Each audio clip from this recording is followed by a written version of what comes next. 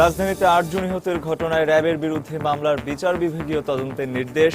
প্রতিষ্ঠান নয়, ব্যবস্থা নেওয়া হবে দোষী ব্যক্তির বিরুদ্ধে বললেন আইনমন্ত্রী। খুলনায় দুর্বৃত্তদের ছোড়া এসিডে ঝলসে গেছে বিশ্ববিদ্যালয়ের ছাত্রী। পাশে থাকা ছোট ভাইও দগ্ধ, জড়িত সন্দেহে একজন আটক। পাবনায় অপহরণকারী সন্দেহে গণপিটুনিতে নিহত ৩। পরিকল্পিত হত্যাকাণ্ড কিনা খতিয়ে দেখছে পুলিশ।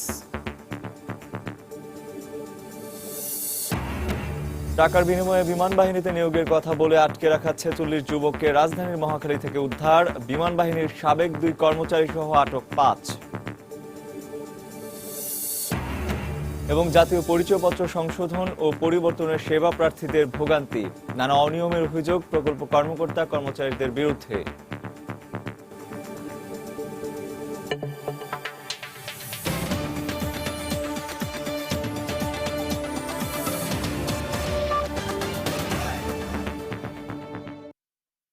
প্রবাসী সময়ের সঙ্গে আছে আমি রঞ্জন শুভ্র। র্যাবের সঙ্গে কথিত বন্দুকযুদ্ধে রাজধানীর হাজারীবাগ থানা ছাত্রলীগ সভাপতি আরজু মিয়া নিহত হওয়ার ঘটনা খতিয়ে দেখতে বিচার বিভাগীয় তদন্তের নির্দেশ দিয়েছেন ঢাকার মেট্রোপলিটন ম্যাজিস্ট্রেট আদালত। মঙ্গলবার র্যাব ২ এর অধিনায়ক সহ ৪ জনের বিরুদ্ধে করা হত্যা মামলাটি আমলে নিয়ে আদালত নির্দেশ দেন। এদিকে বিচার বহির্ভূত হত্যাকাণ্ড প্রশ্রয় দেওয়া হবে না মন্তব্য করে আইনমন্ত্রী বলেছেন, এর সঙ্গে কোনো র্যাব সদস্য জড়িত থাকলে আইনি ব্যবস্থা নেওয়া হবে। অন্যদিকে স্বরাষ্ট্রমন্ত্রী বলেছেন, কেউ আইনের ঊর্ধ্বে নয়।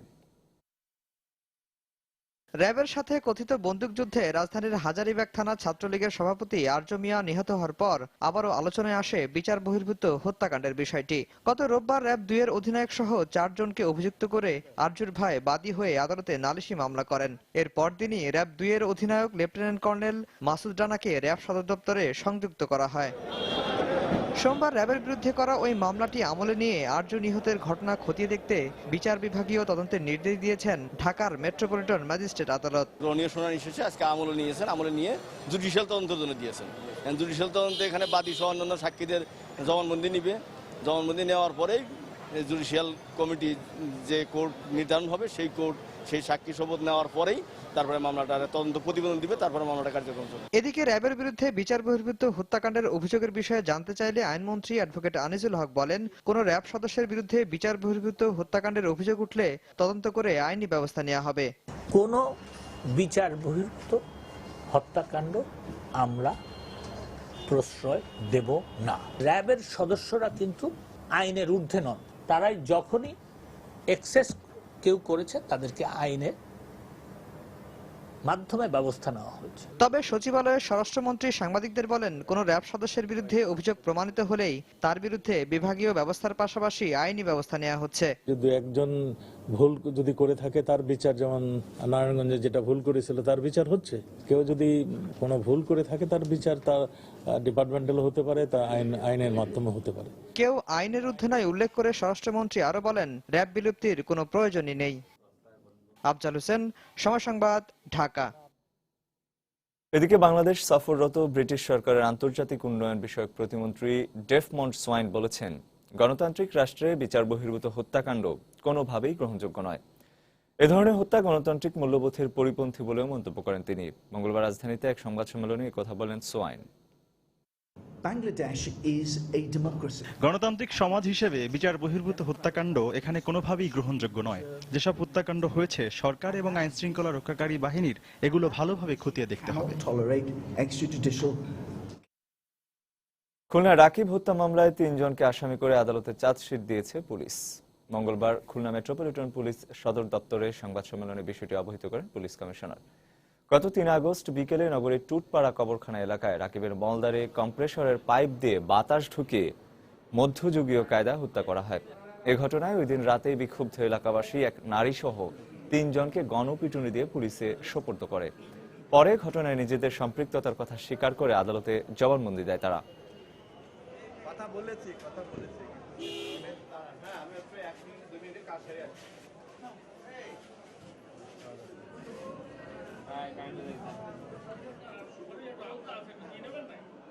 আমরা চাচ্ছি যে ওই আসামিদের জন্য ফাঁসি হয়, এই ছাড়া আমাদের আর বলার মতো আর কিছু নেই।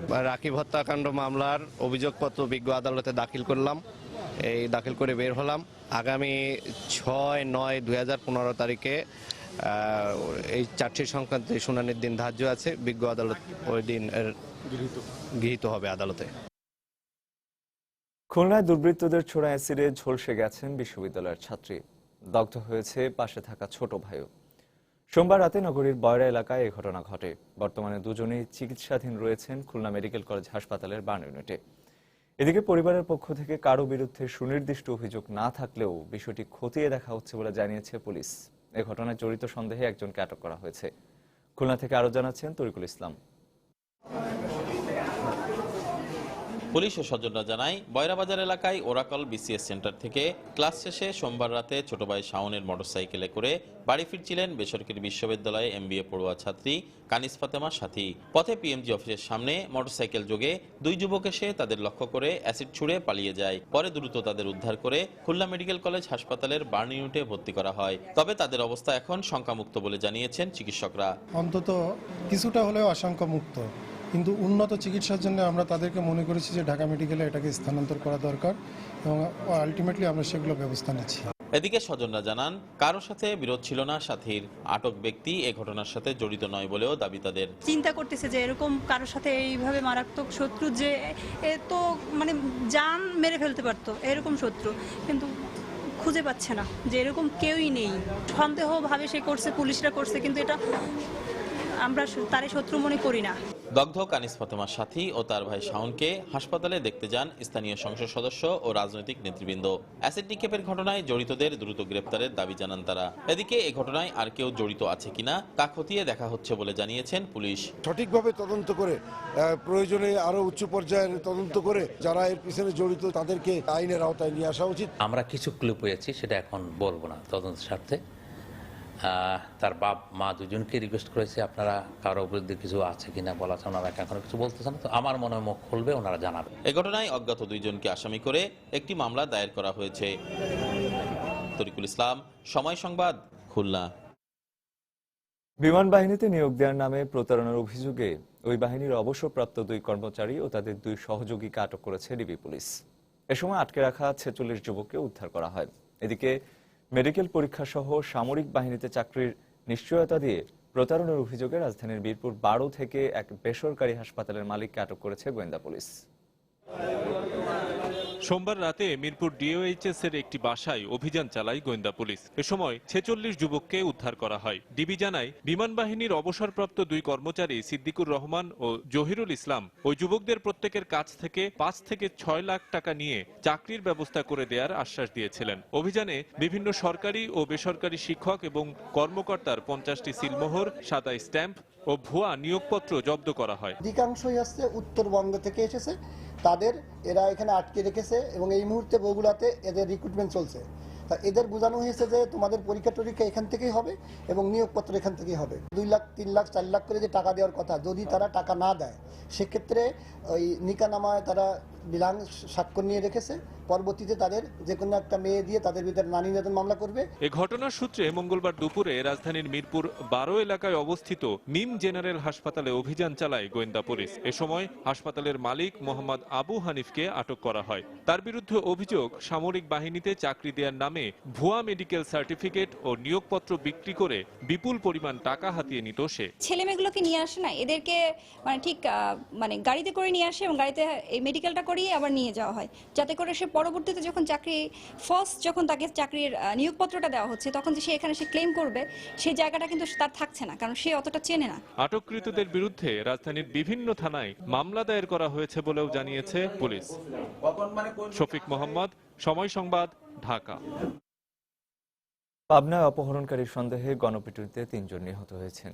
মঙ্গলবার দুপুরে বেড়া উপজেলার সিএনবি এলাকায় এই ঘটনা ঘটে। পুলিশ জানায়, নগরবাড়ি থেকে সিরাজগঞ্জগামী একটি যাত্রীবাহী বাস থেকে অপহরণকারী সন্দেহে 3 যাত্রীকে নামিয়ে আনা হয়। এ সময় স্থানীয় জনতা তাদের গণপিটুনি দেয়। পরে পুলিশ এসে পরিস্থিতি নিয়ন্ত্রণে নিয়ে 3 জনের লাশ উদ্ধার করে। স্থানীয়রা জানায়, গত কয়েক সপ্তাহ ধরে গোটা এলাকায় অপহরণ আতঙ্ক বিরাজ করছিল। এর পরিপ্রেক্ষিতেই গণরোষে এ হত্যাকাণ্ডের ঘটনা ঘটেছে। যদিও পুলিশ বলছে, সুনির্দিষ্ট কোনো অভিযোগ এখনো নিহতদের বিরুদ্ধে পাওয়া যায়নি। এটি পরিকল্পিত কোনো হত্যাকাণ্ড কিনা তা খতিয়ে দেখা হচ্ছে। প্রথমে প্রথমে লাশ শনাক্ত করার জন্য চেষ্টা করা হবে। ইতিমধ্যে লাশগুলো ওপেন জায়গায় রাখা হয়েছে যাতে তাদেরকে শনাক্ত করা যায়। লাশ শনাক্ত যদি না হয় সেই ক্ষেত্রে আইনগত প্রক্রিয়া যেটা আছে ছবি তোলা, পেপারে দেওয়া এভাবে গ্রহণ করা হবে এবং লাশ শনাক্ত করা গেলে পরবর্তীতে হত্যার মোটিভ এবং আজকে যে ঘটনা ঘটেছে প্রকাশ্য দিবালোকে এর পেছনে কারা আছে, কেন ঘটনা ঘটেছে, এগুলো আমরা আস্তে আস্তে গোয়েন্দা এবং আমাদের তদন্তকারী কর্মকর্তার আস্তে কার্যক্রমের মাধ্যমে আমরা উদ্ঘাটন করতে পারব। কোনো ধরনের ফি ছাড়া চলতি মাসেই শেষ হচ্ছে জাতীয় পরিচয়পত্রের ভুল সংশোধন, পরিবর্তন এবং হারিয়ে যাওয়া পরিচয়পত্র আবার বিনামূল্যে পাওয়ার সুযোগ। তবে এক্ষেত্রে নানা ভোগান্তি পোহাতে হচ্ছে সেবা প্রার্থীদের। বিনামূল্যে দেওয়ার কথা থাকলেও দেদারসে বিক্রি হচ্ছে আবেদনপত্র। এনআইডি প্রকল্পে কর্মরত কিছু কর্মকর্তা এবং কর্মচারীর দুর্ব্যবহার এবং সেবা প্রাপ্তিতে সময় ক্ষেপণ সহ নানা অভিযোগ সেবা প্রত্যাশীদের। এসব অভিযোগের সত্যতা যাচাইয়ের মাধ্যমে ব্যবস্থা নেওয়ার আশ্বাস প্রকল্প পরিচালকের। সাইফুল রুদ্রের 2 পর্বের ধারাবাহিক রিপোর্টের আজ দেখুন প্রথম পর্ব। ছবি তুলেছেন খলিলুর রহমান। ইসলামিক ফাউন্ডেশন অবস্থিত এনআইডি প্রজেক্টের অস্থায়ী প্রধান কার্যালয়ের বাইরে রাস্তার পাশে চোখ রাখতে দেখা যায় নির্বাচন কমিশন থেকে বিনামূল্যে সরবরাহ করা আবেদনপত্রের ফর্ম নিতে হচ্ছে টাকার বিনিময়ে। 10 টাকা না আঙ্কেল সবাই বেশি 10 টাকা করে 5 টাকা দেয় না আঙ্কেল 1 টাকা কমাবো না। সদর দরজা পেরিয়ে একটু এগিয়ে গেলেই চোখে পড়ে দীর্ঘ লাইন। জাতীয় পরিচয়পত্র ত্রুটিমুক্ত করতে কারো কারো দিন পেরিয়ে মাস, কেউ আবার মাস পার করে বছর জুড়ে ঘুরে ফিরে এসে দাঁড়িয়েছেন অপেক্ষার এই সারিতে।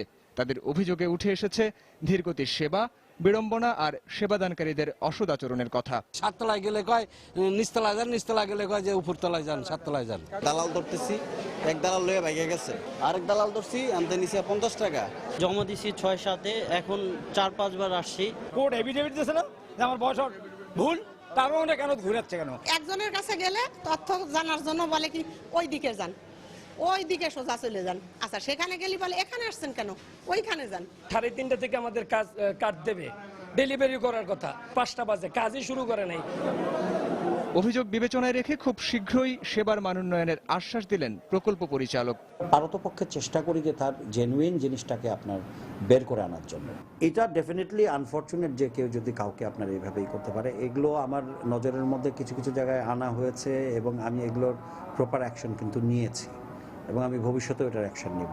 এটার কোনো স্কোপ নাই যে আপনি সেবা দিতে বসবেন আর আপনি সেবা নিতে আসবেন, আপনাকে আমি সেবা দিতে পারবো না বা আপনাকে আমি সেই রকম বিহেভিয়ার করবো না, ব্যবহার করবেন, এটা আনএক্সপেক্টেড, এটা গ্রহণযোগ্য।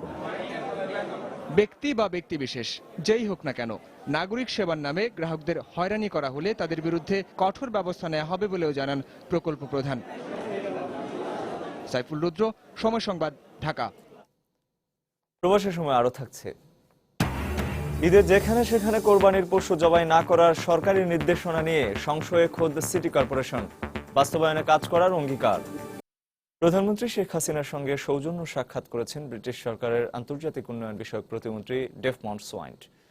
মঙ্গলবার বিকেলে গণভবনে প্রধানমন্ত্রীর সঙ্গে সাক্ষাৎ করেন ব্রিটিশ প্রতিমন্ত্রী।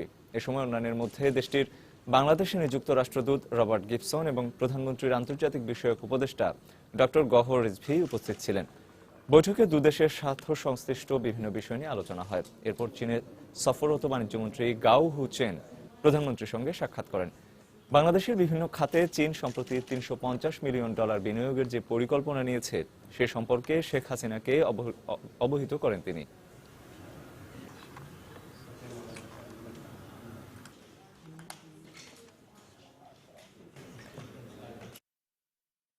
খিলগাঁও থানার নাশকতার মামলায় বিএনপি নেতা সেলিমা রহমান, শিমুল বিশ্বাস, মারুফ কামাল খান এবং সাংবাদিক ও বিএনপি চেয়ারপারসনের উপদেষ্টা শওকত মাহমুদ সহ 14 জনের বিরুদ্ধে গ্রেফতারি পরোয়ানা জারি করেছেন আদালত। মঙ্গলবার বিকেলে মহানগর হাকিম এমদাদুল হকের আদালত এই গ্রেফতারি পরোয়ানা জারি করেন। গত 30 জানুয়ারি বিএনপি জামায়াতের ডাকা হরতাল অবরোধ চলাকালে খিলগাঁও ফ্লাইওভারের নিচে একটি গাড়িতে ভাঙচুর ও অগ্নিসংযোগের ঘটনা ঘটে। এ ঘটনায় গাড়ির মালিক নজরুল ইসলাম খিলগাঁও থানায় ওই দিনই একটি মামলা করেন। পরে 27 জুন খিলগাঁও থানার উপপরিদর্শক মোহাম্মদ বিল্লাল হোসেন 14 জনকে পলাতক দেখিয়ে একটি অভিযোগপত্র আদালতে দাখিল করেন। ওই ঘটনায় আদালত মঙ্গলবার তাদের বিরুদ্ধে গ্রেফতারি পরোয়ানা জারি করেন। রাজধানীর খিলগাঁওয়ের দাঁশের কান্দি পয় শোধনাগার নির্মাণ প্রকল্প সহ ৬,৫৫৩ কোটি ১ লাখ টাকার ৫টি উন্নয়ন প্রকল্পের অনুমোদন দিয়েছে জাতীয় অর্থনৈতিক পরিষদের নির্বাহী কমিটি একনেক। মঙ্গলবার সকালে রাজধানীর শেরেবাংলা নগরের এনইসি সম্মেলন কক্ষে প্রধানমন্ত্রীর সভাপতিত্বে অনুষ্ঠিত একনেক বৈঠকে প্রকল্পগুলোর অনুমোদন দেওয়া হয়। এসব প্রকল্পে সরকারি তহবিল থেকে ব্যয় ধরা হয়েছে প্রায় ৪,০০০ কোটি টাকা। এছাড়াও প্রকল্প সহায়তা থেকে আসবে প্রায় ৩,০০০ কোটি টাকা। বৈঠক শেষে পরিকল্পনা মন্ত্রী বলেন, রাজধানীর পয় ব্যবস্থাপনার উন্নয়নে ঢাকা ওয়াসার তত্ত্বাবধানে খিলগাঁওয়ে নির্মাণ করা হবে দাঁশের কান্দি পয় শোধনাগার। এই নির্মাণ কাজ ২০১৯ সালের ডিসেম্বর মাসে শেষ হবে। এছাড়াও রামপাল বিদ্যুৎ কেন্দ্রের দ্বিতীয় ব্লকের ভূমি উন্নয়ন, সংরক্ষণ ও সীমানা প্রাচীর নির্মাণ প্রকল্পেরও অনুমোদন দেওয়া হয়। একনেক সভায় হাতির ঝিল এলাকার সমন্বিত উন্নয়ন কাজের এক সংশোধিত প্রকল্পেও অনুমোদন দেওয়া হয়েছে বলে জানান মোস্তফা কামাল।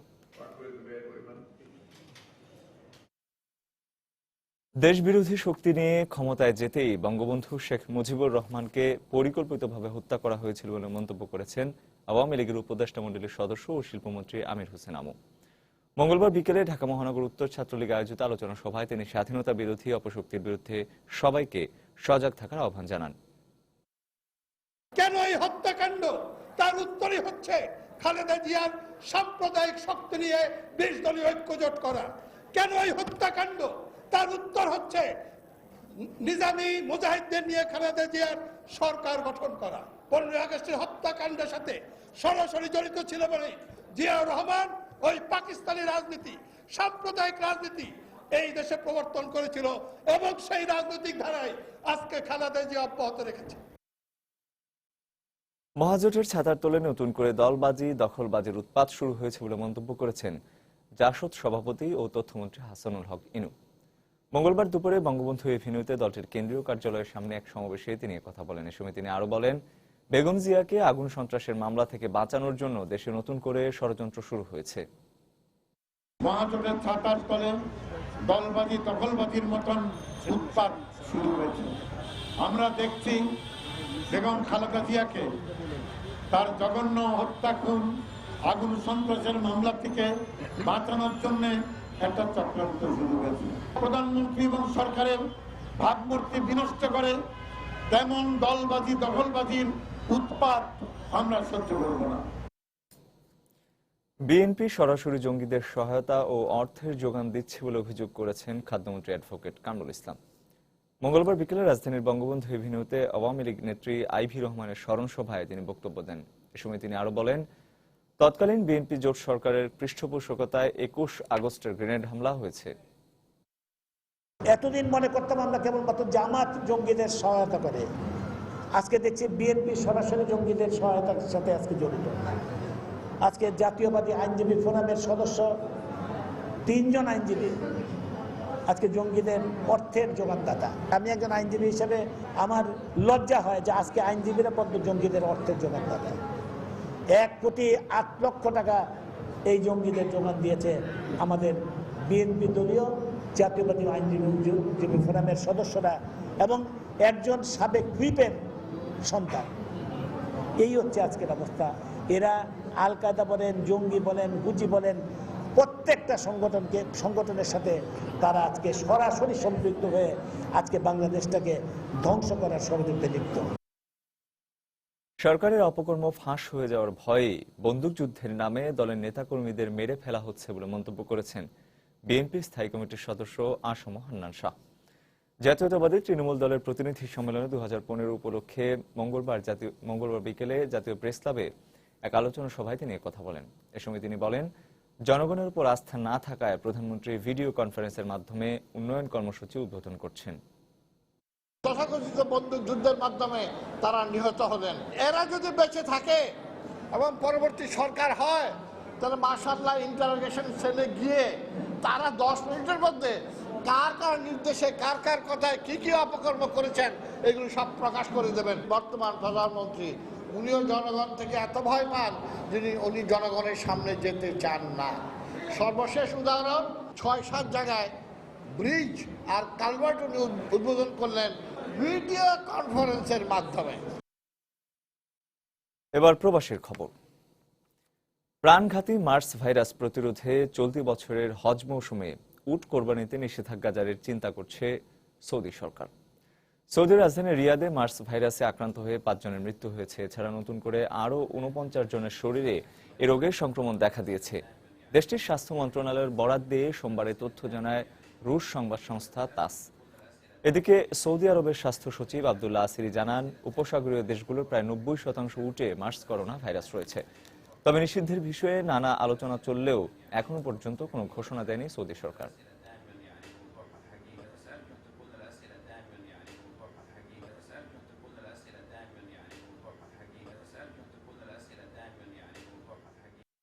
মিয়ানমার থেকে আরও 125 জন বাংলাদেশিকে ফেরত আনা হয়েছে। এ নিয়ে 5 দফায় সাগরপথে মালয়েশিয়া যাওয়ার পথে মিয়ানমার থাইল্যান্ড জলসীমা থেকে উদ্ধার হওয়া 626 জনকে ফিরিয়ে আনা হলো। মঙ্গলবার সকালে মিয়ানমারে উভয় দেশের পতাকা বৈঠক শেষে দুপুরে ঘুমধুম সীমান্ত দিয়ে তাদের ফিরিয়ে আনা হয়। তবে এখনও মিয়ানমারে রয়ে গেছে 18 জন নারী ও শিশু সহ 101 জন বাংলাদেশি। শাখাওয়াত টিপুর ক্যামেরায় ঘুমধুম সীমান্ত থেকে বিস্তারিত জানাচ্ছেন কমল দে। উত্তাল সাগরে ভাসমান অবস্থায় টানা 3 মাস অনিশ্চিত জীবন কাটানোর পর মিয়ানমার বাহিনীর হাতে আটক। এরপর আরো 2 মাস মিয়ানমারে শরণার্থী জীবন। সব জটিলতা শেষ করে অবশেষে দেখা মিলল প্রিয় মাতৃভূমির। তাই অনেকটা আবেগতাড়িত হয়ে দুঃসহ জীবনের স্মৃতি বর্ণনা করছিলেন তারা। আমরা প্রায় 1.5 মাস মতো সাগরে বাঁচছিলাম। সারাদিন মিলে মানে এক বেলা দিত খাবার, একটা শুকনা মরিচ আর ভাত। 7-8 দিন ধরে সাইকেল থাকছি। দালালরা যেভাবে লোভনীয় ভাবে কথাটা বলে সেইভাবে আসলে না, মানে জীবনে এত বেশি কষ্ট বুঝতে পারলাম যে তার চেয়ে আমার দেশে মাটি কাটা রিক্সা চালা অনেক ভালো। সকালে মিয়ানমারে শুরু হয় উভয় দেশের পতাকা বৈঠক। প্রায় 2.5 ঘন্টার ফলপ্রসূ বৈঠকের পর মিয়ানমার বাহিনী 125 জনকে হস্তান্তর করে বিজিবির কাছে। যেহেতু আমাদের এই প্রক্রিয়াটা চলমান রয়েছে, আরো আমাদের কিছু বাংলাদেশি এখানে রয়ে গেছে অ্যারাউন্ড 100। আমরা তাদের ভেরিফিকেশন হলে, অর্থাৎ কনসুলেট অফিস যদি আমাদেরকে ক্লিয়ারেন্স দেয়, তাহলে আমরা তাদেরকে আবার নিয়ে আসবো আমাদের। টোটালি 326। আন্তর্জাতিক অভিবাসন সংস্থার মধ্যস্থতায় পতাকা বৈঠকের মাধ্যমে 5 দফায় এ পর্যন্ত 626 জন বাংলাদেশিকে হস্তান্তর করা হলো। 5 দফায় 626 জনকে ফিরিয়ে আনা হলো। আরো 101 জন বাংলাদেশি এখনো মিয়ানমারে রয়েছে বলে জানিয়েছে আইএমও কর্মকর্তারা। নারী শিশু তারা ভালোই আছে, আপনার চিকিৎসার ব্যবস্থাও তারা MSF আছে, তারা দেখে, এবং তারা মাটিজা নামে একটা NGO আছে, তারাও দেখে। তাদের যাচাই বাছাই প্রক্রিয়া এখন চলছে, ওইদিকে বাংলাদেশের দূতাবাসের কর্তৃপক্ষরা এবং মিয়ানমার কর্তৃপক্ষ, আর আমাদের এখানেও পুলিশ প্রশাসনের পক্ষ থেকে এই যাচাই বাছাই শেষ হলে পরে এক্সাক্ট সংখ্যাটা বলা যাবে। এর আগে 8 জুন 150 জন, 19 জুন 37 জন, 22 জুলাই 155 জন এবং 10 আগস্ট 159 জনকে ফিরিয়ে আনা হয়েছিল। আর 125 জনকে কক্সবাজার সাংস্কৃতিক কেন্দ্রে এনে রাখা হয়েছে। তারা বলছে দালালের খপ্পরে পড়ে তারা যে ভুল করেছিল এই ভুল যেন দেশবাসী আর না করে সে ধরনের আহ্বান জানাচ্ছে এই মিয়ানমার থেকে ফেরত আসা বাংলাদেশিরা। বাংলাদেশ মিয়ানমার গুমদুম থেকে কমল দে, সময় সংবাদ। আসন্ন ঈদুল আজহায় বাসাবাড়ির সামনে বা যেখানে সেখানে কোরবানির পশু জবাই করা যাবে না। স্থানীয় সরকার মন্ত্রণালয় এমন নির্দেশনা দিলেও রাজধানীতে পর্যাপ্ত খোলা জায়গার অভাবে এর বাস্তবায়ন নিয়ে সংশয় রয়েছে খোদ সিটি কর্পোরেশনের কাউন্সিলরদের মধ্যে। সাধারণ মানুষ বলছে সরকার ব্যবস্থা করতে পারলে এতে আপত্তি নেই তাদের। আর সিটি কর্পোরেশন বলছে সরকারের নির্দেশনা বাস্তবায়নে কাজ করবেন তারা। বিস্তারিত জুনায়েদ আল হাবিবের রিপোর্টে। সারা দেশে প্রতি বছর ঈদুল আজহায় 40 লাখেরও বেশি পশু জবাই করা হয়। এর মধ্যে শুধু রাজধানীতেই করা হয় 4 লাখেরও বেশি। এত বিপুল সংখ্যক পশুর বর্জ্য অপসারণে হিমশিম খেতে হয় সিটি কর্পোরেশন সহ অন্যান্য সংস্থাকে। তাই এবছর থেকে বাসাবাড়ির সামনে বা যত্রতত্র কোরবানির পশু জবাই করা যাবে না বলে নির্দেশনা জারি করেছে স্থানীয় সরকার মন্ত্রণালয়। তবে রাজধানীতে পর্যাপ্ত খোলা জায়গার অভাবে এই নির্দেশনার কতটুকু বাস্তবায়ন সম্ভব তা নিয়ে প্রশ্ন রয়েছে সাধারণ মানুষের মধ্যে। তবে অনেকে বলছেন সরকার খোলা জায়গার ব্যবস্থা করলে আপত্তি নেই তাদের। জায়গাটা নির্দিষ্ট করে দেয় তাহলে সম্ভব, কিন্তু আমাদের এই এলাকার মধ্যে তো আমরা কোনো জায়গায় তো দেখতেছি না। লক্ষ লক্ষ লোক কিভাবে সম্ভব, ও জায়গা কোথায় পাবে? সরকার যদি মনে করে তো অসম্ভব কিছু না। ইট পাথরে ঘেরা এই শহরের বাস্তবতার আলোকে এমন উদ্যোগের বাস্তবায়ন নিয়ে মিশ্র প্রতিক্রিয়া সিটি কর্পোরেশনের নির্বাচিত কাউন্সিলরদের মধ্যেও। এই এলাকায় কম করে হলো 20,000 গরু কোরবানি হবে। সেই কোরবানি গরুগুলোকে একসাথে এনে সেই জায়গাটাকে যদি আমরা করি, তার চেয়ে কিন্তু অনেক বড় জায়গা আমাদের দরকার। একটা ওয়ার্ডে অনেক কোরবানি দেওয়া হয়, এত জায়গা আমাদের এখন নাই। ঢাকা দক্ষিণ সিটি কর্পোরেশন নির্দেশ দিয়েছে, আমরা নির্দেশ মানার চেষ্টা করব। বিশ্লেষকরা বলছেন এ ধরনের উদ্যোগ প্রশংসনীয় হলেও অপরিকল্পিতভাবে গড়ে ওঠা রাজধানী ঢাকায় এর বাস্তবায়নে বেগ পোহাতে হবে সরকারকে। মানুষকে মোটিভেট করার একটা সুযোগ তৈরি করা উচিত ছিল, অর্থাৎ এই কোরবানির পরের দিন থেকে বা এই সময় থেকেই আমরা পার্শিয়ালি করতে পারি, যারা করবে তাদের কাছ থেকে আমরা শিখতে পারবো হোয়াট আর দ্য প্রবলেমস, যাতে আগামী কোরবানি ঈদে আমি সাকসেসফুলি এই কাজটা করতে পারি। এদিকে রাজধানীতে স্থান সংকটের বিষয়টি দৃশ্যমান হলেও সিটি কর্পোরেশন বলছে সরকারের নির্দেশনা বাস্তবায়নে যতটুকু সম্ভব কাজ করবে তারা। কিছু কিছু জায়গা প্রিলিমিনারি ঠিক করেছি, কাজ চলছে। আশা করি সামনের কোরবানির ঈদে আমরা এর প্রতিফলন দেখতে পাবো। কোরবানির জন্য যাবে নির্দিষ্ট স্থান করে দেওয়া হবে, সেখানে যেন সবাই মিলে একটু কষ্ট করে যায়। হয়তো 1 বছরে হবে না, কিন্তু এটা করতে হবে। বিশ্বের অন্যান্য দেশের মতো আধুনিক কসাইখানা নির্মাণ করে এ ধরনের জটিলতা থেকে উত্তরণ সম্ভব বলেও মনে করেন বিশ্লেষকরা। জুনায়েদ আল হাবিব, সময় সংবাদ, ঢাকা। আসন্ন কোরবানি ঈদের আগে পশু কেনাবেচা ও ছুটির সময় নগরবাসীর নিরাপত্তা দেয়া বাস টার্মিনাল ও গণপরিবহনে অজ্ঞান পার্টি, মলম পার্টি সহ প্রতারক চক্রের দৌরাত্ম্য বন্ধ করতে ঢাকা মহানগর পুলিশ পদক্ষেপ নেবে বলে জানিয়েছেন অতিরিক্ত পুলিশ কমিশনার শেখ মোহাম্মদ মারুফ হাসান। মঙ্গলবার রাজধানীর মহাখালী বাস টার্মিনালে মতবিনিময় সভায় তিনি একথা বলেন।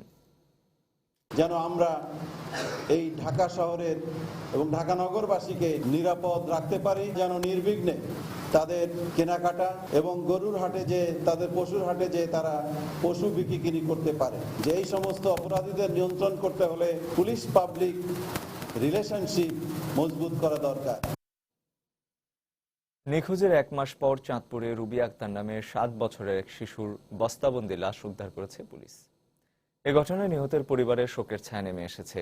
পুলিশ ও স্বজনরা জানায়, গত 26 জুলাই ফরিদগঞ্জ উপজেলার শেখদি গ্রামের টেলু মিজির মেয়ে রুবি আক্তার স্কুলে যাওয়ার পথে নিখোঁজ হয়। এ ঘটনার 1 মাস পর মঙ্গলবার শেখদি গ্রামের একটি ক্ষেতে বস্তাবন্দি অবস্থায় শিশু রুবি আক্তারের লাশ দেখতে পায় এলাকাবাসী। পরে খবর পেয়ে ঘটনাস্থল থেকে নিহতের লাশ উদ্ধার করে পুলিশ। তবে এই হত্যাকাণ্ডের সঙ্গে কে বা কারা জড়িত সে ব্যাপারে কিছু জানাতে পারেনি স্বজন পুলিশ।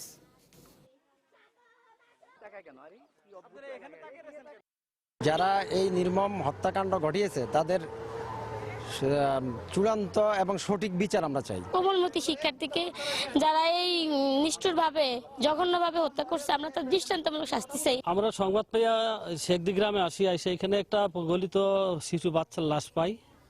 তাকে সুরতাল রিপোর্ট শেষে ময়নাতদন্তের জন্য মর্গে প্রেরণ করি। পরবর্তীতে আইনগত ব্যবস্থা গ্রহণ করা হয়েছে। পটুয়াখালীতে মুক্তিপণের দাবিতে 4টি ট্রলার সহ প্রায় অর্ধশত জেলেকে অপহরণ করেছে জলদস্যুরা। জেলেরা জানায়, সোমবার গভীর রাত থেকে মঙ্গলবার দুপুর পর্যন্ত বঙ্গোপসাগরের সুন্দরবনের হিরন পয়েন্ট এলাকা থেকে কুয়াকাটা পর্যন্ত দফায় দফায় জেলেদের বহরে হামলা চালায় জলদস্যুরা। এ সময় তারা জেলেদের মাছ ও জাল সহ 4টি ট্রলার নিয়ে যায়। একই সঙ্গে মুক্তিপণের দাবিতে বিভিন্ন ট্রলার থেকে প্রায় 50 জন জেলেকে অস্ত্রের মুখে অপহরণ করে নিয়ে যায় তারা। অপহৃত জেলেদের বাড়ি পটুয়াখালীর কলাপাড়া, পিরোজপুর ও বরগুনার পাথরঘাটা এলাকার বলে জানিয়েছেন ফিরে আসা জেলেরা। এদিকে অপহৃতদের উদ্ধারে অভিযান শুরু করা হয়েছে বলে জানিয়েছে পাথরঘাটা স্টেশনের কোস্টগার্ড।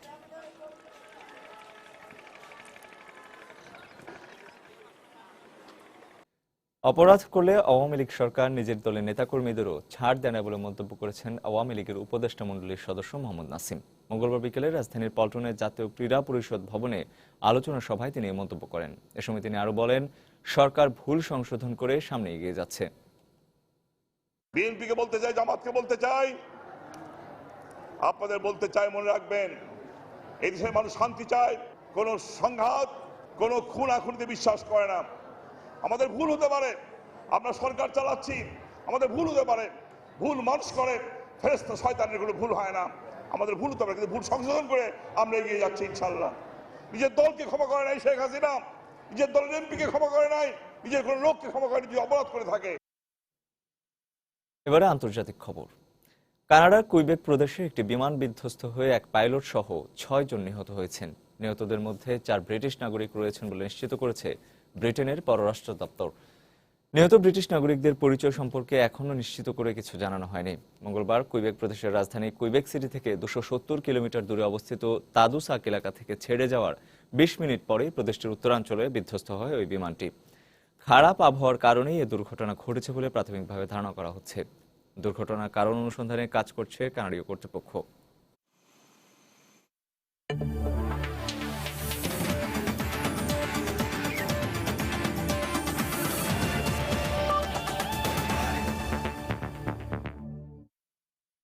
অনূর্ধ্ব-19 বিশ্বকাপে বাংলাদেশকে চ্যাম্পিয়ন করাই লক্ষ্য।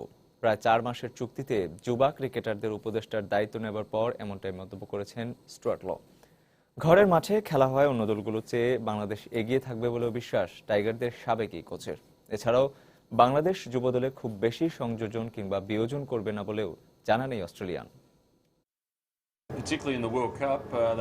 কঠিন তবে অসম্ভব কিছুই না, কারণ বাংলাদেশের এই তরুণ দলটি দারুণ প্রতিভাবান ও সম্ভাবনাময়। আমি এই দলে খুব তড়িঘড়ি করে পরিবর্তন আনবো না। আর যুব বিশ্বকাপের প্রতি আসরে বাংলাদেশ আশা জাগিয়েও শেষ পর্যন্ত শিরোপা জিততে পারেনি। তবে আমি এবার ঘরের মাঠের পুরো সুবিধা আদায় করে চেষ্টা করব এবারের ট্রফি বাংলাদেশে রাখতে। আর বিশেষ করে বলতে হয় বাংলাদেশ জাতীয় দলের কথা। অস্ট্রেলিয়া বিশ্বকাপে বাংলাদেশের পারফরমেন্স আমাকে মুগ্ধ করেছে। এরপর ধারাবাহিকভাবে যা খেলেছে ছেলেরা সত্যি প্রমাণ রেখেছে তারা দারুণ একটি দলে পরিণত হয়েছে। প্রবাসী সময়ের পর্যায়ে শীর্ষ সংবাদ জানিয়ে দিচ্ছি আরেকবার।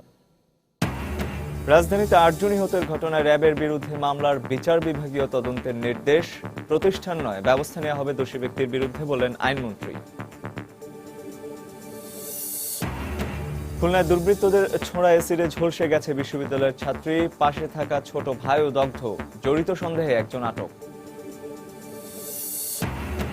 পাবনায় অপহরণকারী সন্দেহে গণপিটুনিতে নিহত 3। পরিকল্পিত হত্যাকাণ্ড কিনা খতিয়ে দেখছে পুলিশ।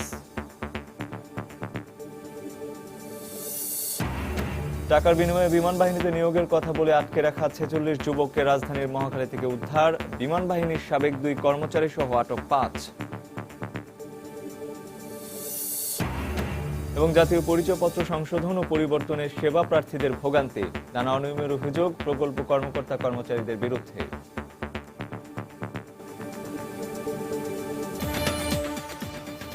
এই ছিল প্রবাসী সময়। যে কোনো খবর পেতে ভিজিট করুন সময়নিউজ.টিভি।